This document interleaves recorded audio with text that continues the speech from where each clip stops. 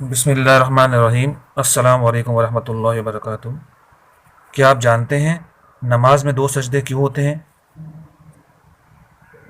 میں اس کا جواب دیتا ہوں۔ جب اللہ نے فرشتوں کو حکم دیا کہ آدم علیہ السلام کو سجدہ کرو تو انہوں نے سجدہ کیا، لیکن ابلیس نے نہیں کیا، تو اس کو مردود قرار دے کر جنت سے نکال دیا۔